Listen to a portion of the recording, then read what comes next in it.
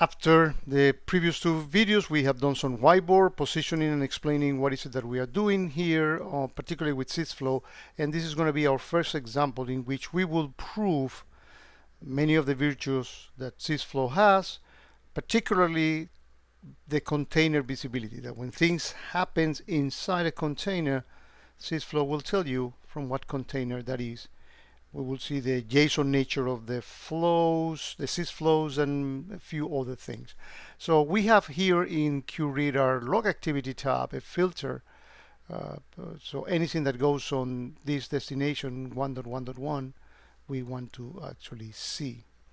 I open a first terminal in which I started the two processes with this command that brings SysFlow in. I already installed this, and this is not the objective of this video. There will be videos about that coming soon.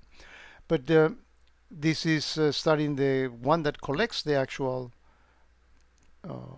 system calls and translate those into SysFlow logs, and the processor is the one with, among other things, you can do some filtering, so you can reduce the amount of EPSs and only collect the stuff that you're interested.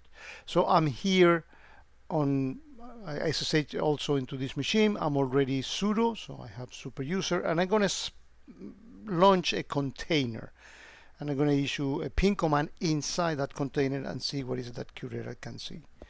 So I'm going to do that by issuing this command. I'm running a Docker container. It's a privileged one. I'm not sure that it needs to be privileged for this example, but nevertheless, it doesn't hurt. So I'm inside a container. As you can see, that's the container ID.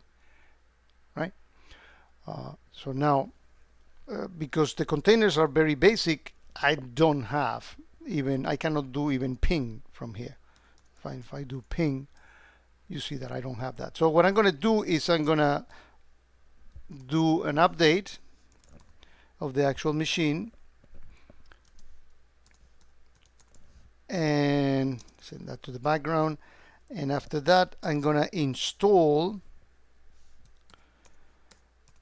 the ping utilities.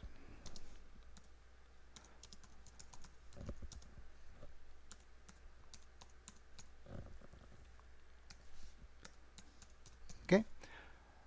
If I type this right, we see that the machine is being updated, and now we install that ping utility. So now we can do ping. This container is enhanced by having that. And as we can see, we are pinging that.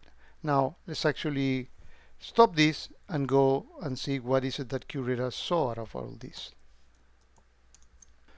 So that SysFlow message was sent to QRadar, and because I also installed the parser or the DSM for SysFlow, it was able to parse correctly that message. Let's actually open it up and see what's in there.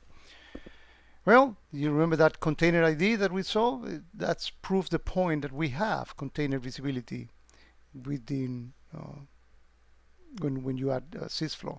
We see the actual command. Notice all the things that were parsed from this particular event, right? We can actually see it here in raw format. We can see that this is actually JSON, and perhaps it's going to be easier to copy that and go to a JSON formatter and paste it in here, and now we can see the nature of it. Look at the timestamp, the beginning of the timestamp, the end of the timestamp, the schema, what process was actually launched, use the command line.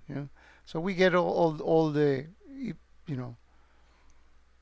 things, and if there would have been ancestry or child processes, all that will also be shown in here. Notice the destination IP. Again, these are logs, and they look like flows because this is precisely SysFlow. So we get that extra visibility, which is actually very, very useful.